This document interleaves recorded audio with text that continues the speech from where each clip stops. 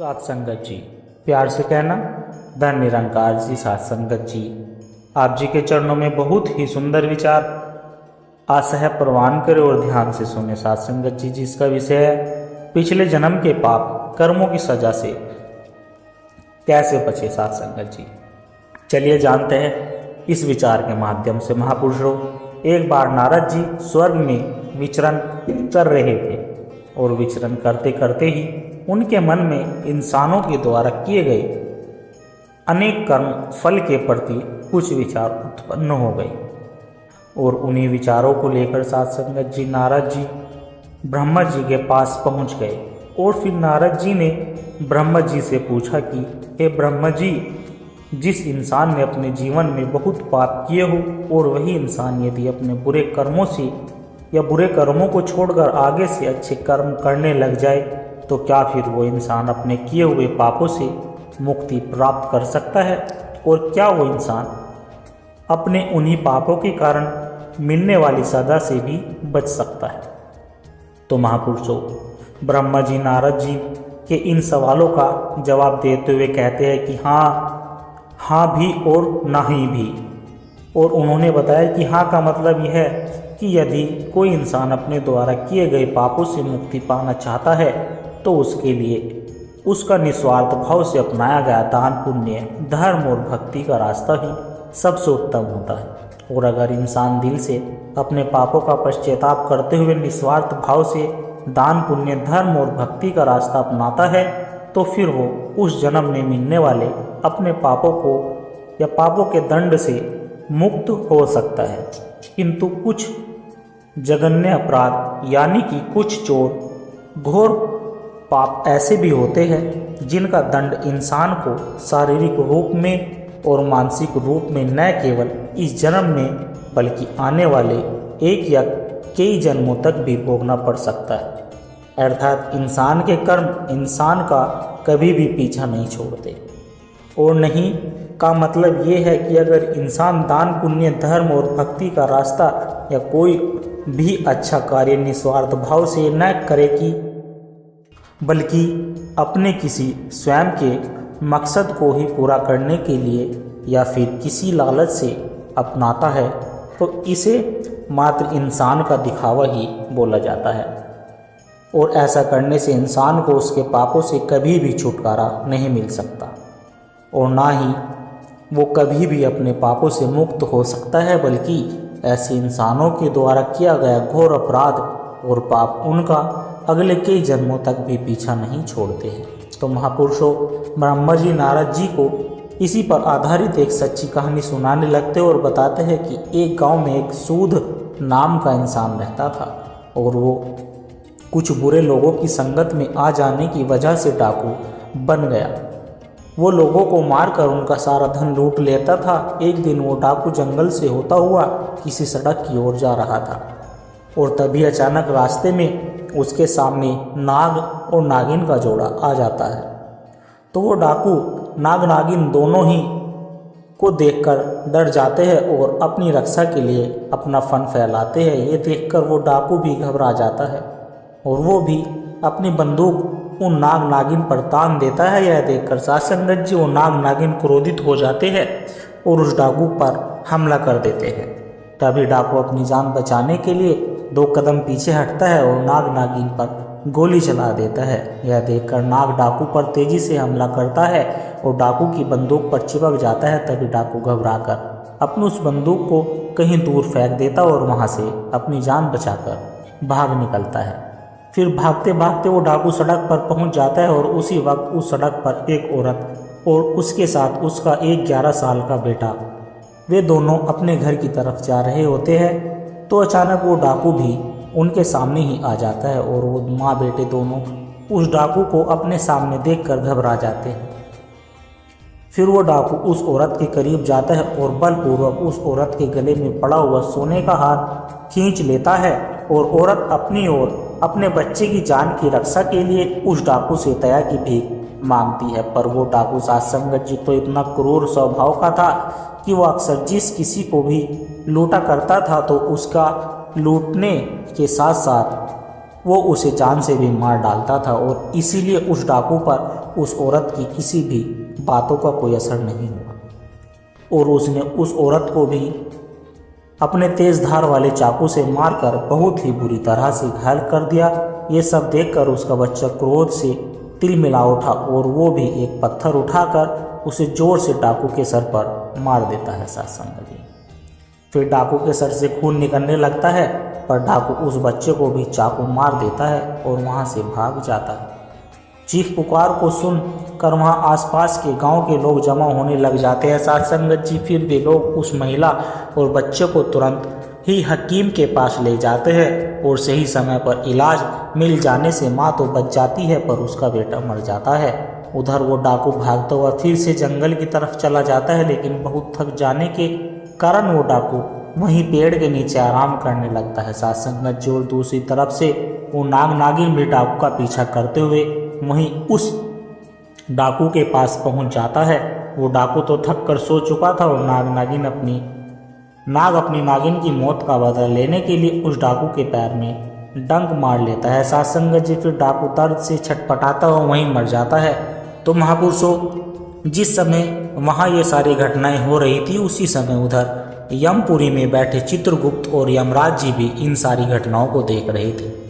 और डाकू के मरते ही यम ने दूत यमलोक से धरती पर डाकू की आत्मा को लेने आ जाते हैं और वो उसकी आत्मा को लेकर यमलोक पहुंच जाते हैं। फिर यमलोक में चित्रगुप्त जी अपनी किताब में डाकू के द्वारा किए गए उसके सभी पुण्य और पापों का लेखा जोखा देखते हुए उसे उसके पापों की सजा सुना देते हैं। फिर डाकू की आत्मा साथ संगत जी, फिर डाकू की आत्मा को बहुत सारी यातनाएं दी जाती है और उसके बाद चित्रगुप्त जी डाकू की आत्मा को बोलते हैं कि तुमने जिस 11 साल के बच्चे को चाकू से मार दिया था, उस पाप की सजा को भुगतने के लिए तुम्हें फिर से धरती पर जन्म लेना पड़ेगा और इस बार तुम्हारा जन्म एक पंडित के घर में होगा, जहाँ तुम केवल 11 वर्षों तक जीवित रह पाओगे। फिर उसके बाद तुम्हारी मृत्यु हो जाएगी। और वही दूसरी तरफ एक गांव में एक पंडित रहता था साथ संगत जी, जिसकी पत्नी को 10 साल से कोई भी औलाद पैदा नहीं हुई थी। वो पंडित भगवान भोलेनाथ का बहुत बड़ा भक्त था और रोज भोले शंकर की पूजा श्रद्धा और विश्वास के साथ पूजा अर्चना किया करता था और इसके अलावा वो गरीबों और साधुओं संतों की भी भोजन करवाता रहता था। तो इसलिए एक दिन भगवान शंकर उस पंडित की सच्ची भक्ति और पुण्य कर्मों से प्रसन्न होकर उसको अपने दर्शन दे देते हैं। वो पंडित भगवान शंकर के दर्शन पाकर बहुत प्रसन्न हो जाता है। फिर भगवान शंकर जी उसको बोलते हैं कि मैं तुम्हारी सच्ची भक्ति और श्रद्धा से बहुत प्रसन्न हुआ, इसलिए तुम बताओ मैं तुम्हें क्या वरदान दूं। फिर वो पंडित साथ संगत जी भगवान शंकर जी से वरदान के रूप में अपने यहाँ एक पुत्र की मांग करता है। महापुरुषों, भगवान शंकर तो अंतर्यामी है, वे तो भूत भविष्य सब पहले से ही जानते हैं। वे तो यह भी जानते थे कि पंडित क्या वरदान मांगेगा, इसलिए उन्होंने पंडित को पुत्र का वरदान देने से पहले ही पंडित को यह बता दिया कि तुम्हारा ये पुत्र केवल 11 वर्षों तक ही जिएगा और उसके बाद तुम्हारा पुत्र मर जाएगा। ये जानने के बाद भी वो पंडित अपने इसी वरदान पर अड़िग रहा, क्योंकि उसमें अपनी भक्ति पर पूरा विश्वास था और उसे यह भी मालूम था कि भगवान कभी भी अपने भक्त के साथ अन्याय नहीं होने देंगे। ये सोचते हुए पंडित भगवान शंकर जी से पुत्र का वरदान मांगता है। फिर भगवान शंकर पंडित को पुत्र का वरदान देकर वहां से अदृश्य हो जाते हैं और फिर 9 महीनों के बाद पंडित के घर पुत्र का जन्म हो जाता है। साथ संगत जी, पंडित ये जानते हुए भी मेरा बेटा 11 साल से अधिक नहीं जिएगा, फिर भी वो प्रसन्न रहता है और इस बात को पंडित अपने घर में किसी को नहीं बताता। महापुरुषों, यह वही डाकू है जिसने अपने पिछले जन्म में उस 11 साल के बच्चे को चाकू से मार दिया था और अपने उसी पाप कर्म की सजा भुगतने के लिए ही अब इस पंडित के घर में पैदा हुआ, जो केवल अब 11 वर्षों तक ही जी पाएगा। परंतु ये जानते हुए भी वो पंडित अपने बेटे को धर्म, कर्म, पूजा पाठ और भक्ति की सभी शिक्षाएं देते हैं। वो पंडित भगवान शंकर का भक्त होने के कारण अपने बेटे का नाम भी शंकर ही रख देते हैं। देखते ही देखते साथ संगत जी दिन बीत गए और उस पंडित के पुत्र शंकर को भी 11 साल होने में अब सिर्फ 1 ही महीना शेष बचा था। इसलिए अब वो पंडित शंकर के मामा जी को तुरंत अपने घर बुलवाता है और खूब सारा धन देकर शंकर के मामा जी को शंकर के साथ काशी जाने के लिए कहता है। और पंडित शंकर के मामा जी को धन देते हुए ये भी कहते हैं कि तुम्हें काशी में जाकर शंकर के हाथों से 28 दिनों तक यज्ञ करवाना है, साधु संतों को पूरी श्रद्धा से भोजन करवाना है और पूरी विधि अनुसार महामृत्युंजय के मंत्र का जाप करते हुए 28 दिनों तक रोज सुबह शाम भगवान शिव की पूरी श्रद्धा और विधि अनुसार पूजा करानी है। और किसी भी कारण से ये सारे कार्य रुकने नहीं चाहिए। फिर अगले ही दिन मामा और शंकर धन लेकर काशी निकल पड़ते हैं। काशी पहुंचते ही मामा और शंकर वो सब कार्य करना शुरू कर देते हैं जैसे पंडित ने उनको करने के लिए कहा था। और ऐसा ही करते करते उनको 28 दिन पूरे हो जाते हैं। फिर 28वें दिन जब शंकर साधुओं को भोजन करवा रहा होता है तो अचानक ही शंकर की हालत खराब होने लगती है। फिर शंकर के मामा शंकर को आराम करने के लिए कक्ष के अंदर भेज देते हैं। और अब शंकर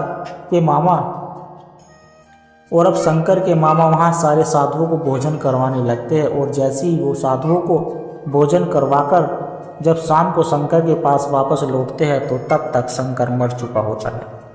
यह देखकर शंकर का मामा जोर जोर से रोने लगता है। और इतने में सत्संग जी यमलोक के दूत भी शंकर की आत्मा को यमलोक लेकर पहुंच जाते हैं। और यमलोक में चित्रगुप्त जी जैसे ही शंकर के पाप पुण्य के लेखे जोखों का किताब खोलते हैं तो चित्रगुप्त जी चकित रह जाते हैं और जोर से बोलते उठते हैं कि असंभव अद्भुत। और ये दो शब्द बोलते ही चित्रगुप्त कुछ देर तक तो यूं ही मौन खड़े रहते हैं।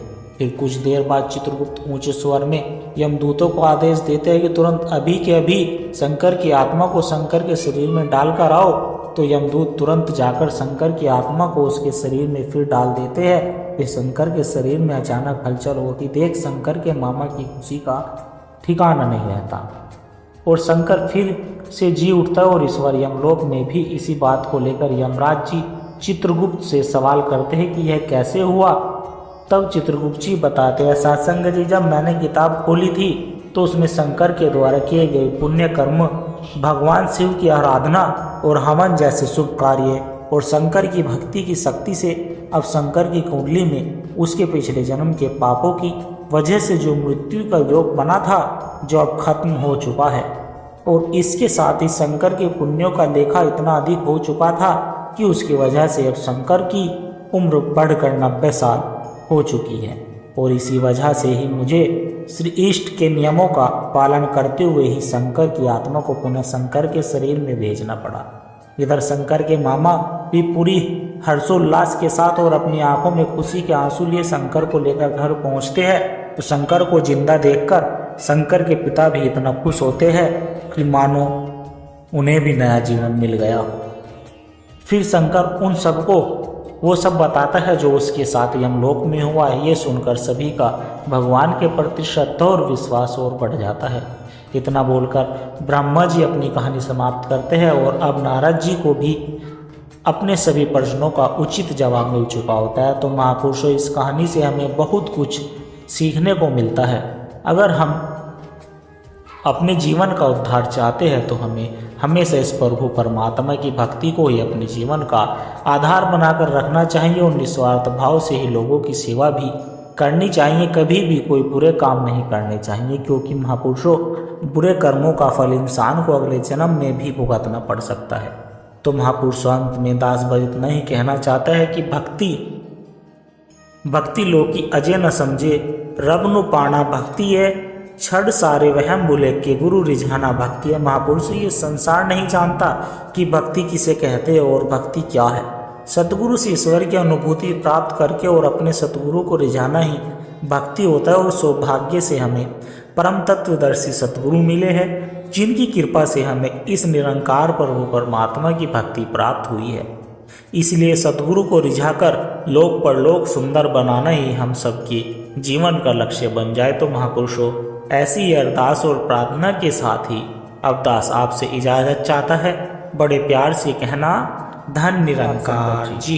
प्यार से कहना, धन निरंकार आशा करता हूँ जी दास के सत्संग द्वारा जी। कहे विचार आप आप सभी जी के संतों को चरणों अच्छे में लगे बहुत हो। ही सुंदर विचार, अगर अच्छे लगे हो तो वीडियो को आशा लाइक करें, प्रवान शेयर करें और करें, ध्यान से कमेंट सुने बॉक्स में सत्संग धन जी, जिसका निरंकार जी विषय लिखकर अपने विचार पिछले साझा जन्म के जरूर पाप करें कर्मों और की दास सजा के से चैनल को भी सब्सक्राइब जरूर कर ले कैसे और दास बचे को आशीर्वाद सत्संग दे। हर रोज आप चलिए जी के जानते चरणों हैं में इस ऐसे ही विचार के सुंदर माध्यम सुंदर से। प्रेरणादायक महापुरुषों कहानी विचार एक लेकर बार आता नारद रहूं। जी स्वर्ग सात में संगत जी प्यार विचरण से कहना कर धन रहे थे निरंकार जी। और विचरण करते करते ही